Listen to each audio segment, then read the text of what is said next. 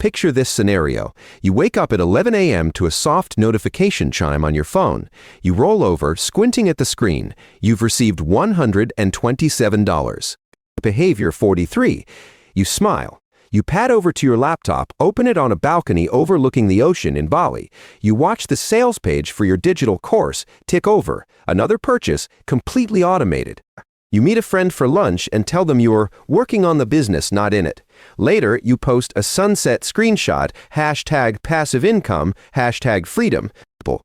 You listen to a podcast while hiking, some guru explaining how to scale your automations, and you feel it, that quiet, smug certainty.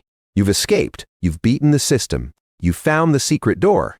But what if I told you that Ocean View screenshot was from a vacation 3 years ago, funded by a one-time affiliate commission you've never been able to replicate? What if I told you that automated course requires 15 hours of your week for customer service, content updates, and fighting with tech support? What if I told you the guru teaching you the 4-hour work week hasn't taken a real unplugged vacation in 2 years because his passive business empire has a team of 12 people and constant fires to put out? This isn't just a side hustle. This is the core mythology of a trillion-dollar fake guru economy built on a single, beautiful, seductive lie. My name is Bobby, and I spend way too much time thinking about the stories we tell ourselves about money. If you're someone who feels a knot in your stomach scrolling through "I quit my job at 25 inches" success stories, or if you've ever bought a course, read a book, or watched a video promising the secrets to hands-off cash flow, or if you've ever calculated how much you'd need to invest to finally replace your salary and felt that number is a mountain you'll never climb, make sure to hit that subscribe button and give this video a thumbs up if this helps you out.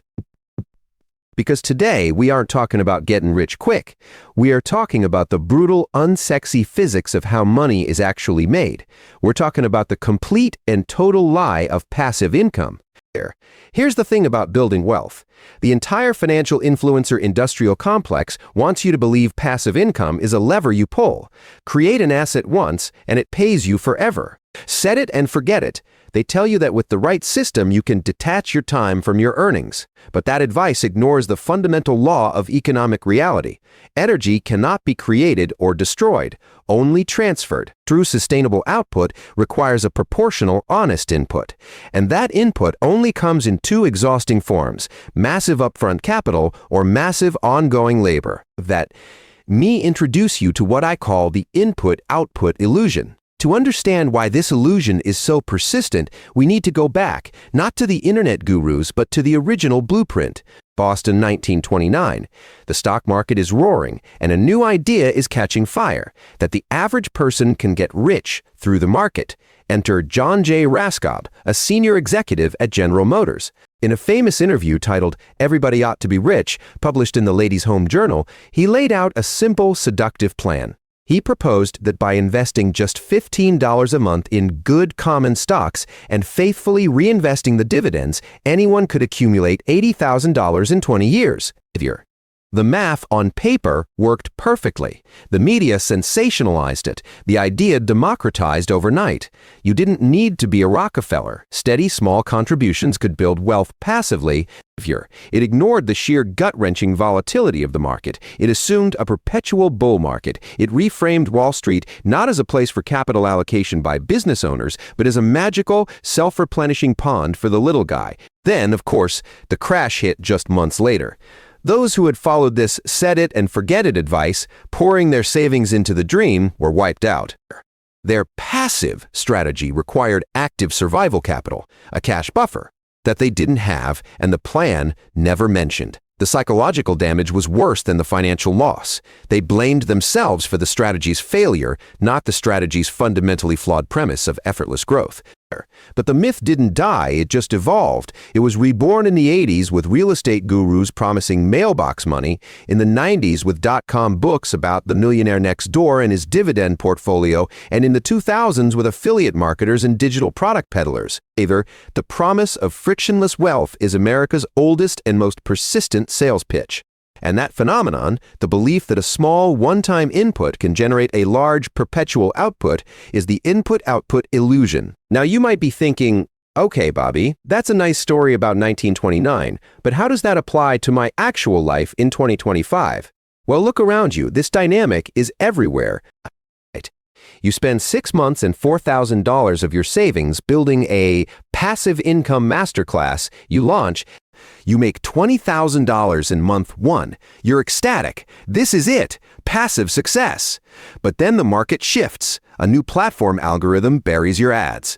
Student questions pile up about the software you recommended, which is now outdated. A competitor releases a slicker, cheaper course. To maintain those sales, you must now update all 20 video modules. That's 40 hours of re-recording. To redo your entire sales funnel for the new ad rules, another 20 hours. You're handling daily support tickets at least 5 hours a week. Your passive asset now demands 15 hours of weekly active labor just to maintain, not even grow, that income. So that $20,000 a month is now $20,000 divided by 160 hours of monthly labor. That's $125 an hour. Fantastic money. Absolutely, but it is the polar opposite of passive. It's a job you can't quit without the income disappearing. And there's the dividend investor. You want $3,000 a month in passive dividends. At a 3% yield, you need a $1.2 million portfolio. Get that $1.2 million. You either saved aggressively from your salary for 30 years, that's massive lifetime labor, or you inherited it, or you built and sold a business. Again, massive initial labor and risk. The dividend is just the echo, the faint sound of a past monumental input. It's the shadow of work already done, and we see it in rental property management, YouTube ad revenue, affiliate blogging, constant, grinding labor. This is what we call the grind gate paradox. You either face the grind of massive labor, or you need the gate of massive capital to enter. There is no secret third door. Let's perform a brutal audit of a classic scenario. Let's call this person Alex. Alex buys a passive income blueprint course for $497. Promises a system to earn $5,000 a month within 12 months with just 5 hours a week of work. Let's calculate Alex's real hourly wage, accounting for everything. The starting number is $5,000 a month. The dream. First, there's the labor cost. The 5 hours a week is the direct labor, but it's a fantasy. It excludes the learning, the failing, the iterating. A realistic average in year 1 is 10 hours a week. 10 hours times 52 weeks is 520 hours. That's an input cost. We value Alex's time at his current job's rate, $30 to $5 an hour. So the opportunity cost of that labor is 520 hours times $35. That's $18,200. The running total of input is now negative $18,200. But that's the easy math. We all know time is money. Now we have to subtract the hidden operating costs. The course doesn't mention the needed tools: web hosting, email software, a testing budget for ads. If your web hosting is about $30 a month, $360 a year. Email marketing software, $50 a month, $600 a year. A bare minimum ad spend to test, $100 a month, $1,200 a year. Miscellaneous tools for graphics, tax software, another $500. That's $2,660 in annual operating costs. Add the $497 for the course itself. Our total input so far is $18,200 in time plus $2,600 in cash plus $497. That's $20, $1,357 invested before making $1 by a behavior. But we're not done. Then there's the failure tax. Most attempts fail or underperform. Let's say Alex has a 50% chance of actually hitting the 5,000 month target. The expected value of his venture is halved. The expected annual income is 5,000 times 12 months, times 50% probability. That's 60,000 times 0.5, which is $30,000, not 60,000. So the new expected net position for year 1 is 30,000 in income minus 21,357 in input. That's $8,643 in actual profit. And it gets worse. Then there's the psychological carry, the stress, the anxiety of variable income, the isolation, the always-on mentality. And what's the mental health retainer fee? Let's conservatively value this constant drain at $200 a month. 200 times 12 is $2,400 in psychic cost. Let's add it all up for the final reveal. Expected gross income, $30,000, minus labor opportunity cost, $18,200, minus operating costs, $2,660, minus the course, $497, minus the psychological carry, $2,400. Total deductions, $20,000 to $3,757, or $30,000 minus $20,757 equals an expected net gain of $6,243. That's not a typo. For 520 hours of work, a quarter of a full-time job, Alex's passive income hustle pays a net wage of $12 an hour. $62.43. Divided by 520 hours. The system promised $60,000 for 260 hours, which is $230 an hour. The reality is 12. Think about that for a second. And we haven't even touched on the broader data. According to a 2022 study in the Journal of Financial Planning, among self-directed investors aiming for passive dividend income, over 78% consistently underperformed a simple index fund after accounting for their own labor time valued at minimum wage. They were literally paying themselves less than a fast food worker to manage their own money. A 2023 Creator Economy report by the firm SignalFire found that of the over 50 million people who consider themselves content creators, only 2.3% earn over $50,000 annually. And of that top 2.3%, the average work week is 54 hours. The pinnacle of passive ad revenue is built on a mountain of active, relentless creation. 2023 survey of consumer finances shows that for households earning passive rental income, the median amount is just $2,000 a year, and over 65% of those landlords report spending 3 or more full work weeks annually on management. This means the passive income dream, for the vast majority, is a net negative when you honestly account for all inputs. And before you say, "But I know someone who made it," of course you do. Just as someone wins the lottery. A 2021 research project from the University of Chicago on entrepreneurial success found that less than half of 1% of ventures achieve sustained profitability with under 10 hours of weekly maintenance after year 3. Survivorship bias is not a strategy. That's the equivalent of planning your retirement around a Powerball ticket. This is where it gets really interesting. Behavior. When you believe income can be truly passive, you seek quick, scalable solutions. But seeking quick solutions makes you buy courses, tools, and systems from the gurus. If you're buying those products, drains the very capital you could have used for true, slow, boring capital accumulation. That capital drain makes you more desperate, more impatient, so you buy the next course for the real secret, the advanced module. You're now a customer for life, forever an input in their revenue stream, not building your own.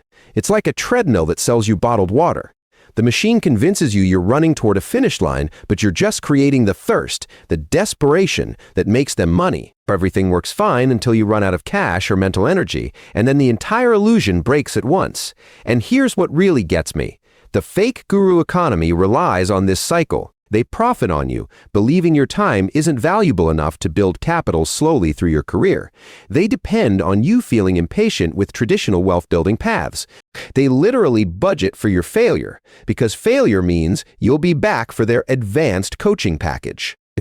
When you start doing things differently, when you focus on either increasing your active income to build real capital or meticulously calculating the true labor cost of a side hustle, you become a bad customer for them, but a great CFO for your own life. This industry wants you to focus on the output fantasy, the Lambos, the beaches, the laptop lifestyle, because that hides the input reality, which is either their unseen labor or their pre-existing capital. This isn't just bad financial advice. This is predatory. This is designed. This is a scam. Now, I can hear the objections already. Bobby, what about Warren Buffett? He just sits and reads. That's the definition of passive. And look, I get it. That seems like the ultimate model, but Buffett's returns are passive. His capital was not. He built and managed active businesses, including being a literal salesman, for decades to accumulate the massive capital that now works for him. He did the grind to own the gate.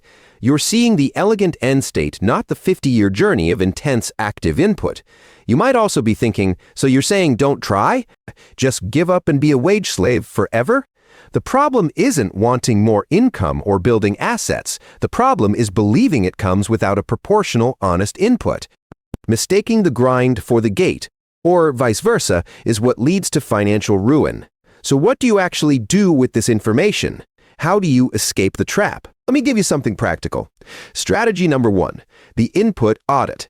This is a simple ledger, a note on your phone or a spreadsheet, where you track every single input, every hour, every dollar, every ounce of mental energy for any income-producing activity for one full quarter. It works because it forces reality. It converts vague hustle into a concrete profit and loss statement for your life. Here's how to implement it. Create 2 columns, projected input, what the guru said it would take, and actual input, what you actually do. Log your time in 15-minute blocks. Assign your realistic hourly rate from your day job to that time. Tally every single cash expense, no matter how small. After 90 days, you calculate total revenue minus your time cost minus your cash cost divided by total hours. That's your real hourly wage. For example, Sarah tracked her passive Pinterest blog. The course projected 2 hours a week. Her actual average was 9. Her real hourly wage after expenses came out to $8.50. She quit. She used those 9 hours a week to upskill at her actual job, which led to a $15,000 raise the next year. Strategy number 2, the capital stack. This is acknowledging that true passive income is the final layer of a financial stack, not the foundation. It provides a realistic, sequential map. For implementation is simple. Layer 1 is active labor. Maximize your primary skills.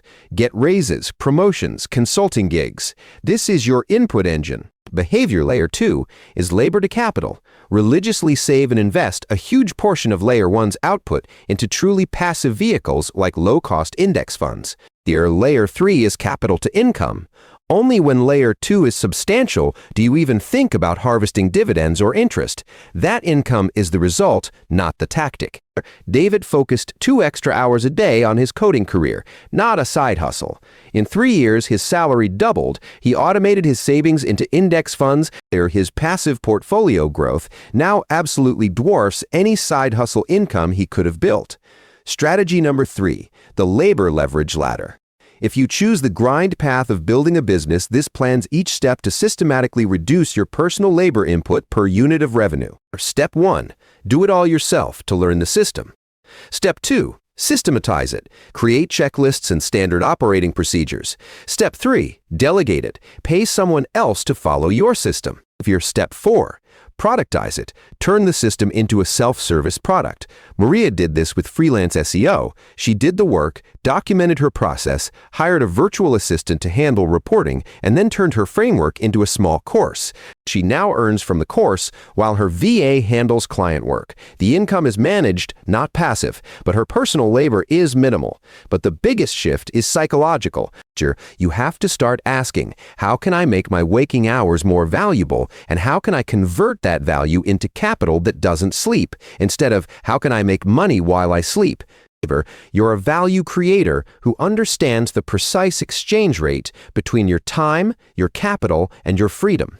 Here's what I want you to do this weekend. Pull out your phone. For any side income project you have, open your Notes app and write down 2 numbers. First, the total cash you've put in, ever. Second, your best estimate of total hours spent, ever.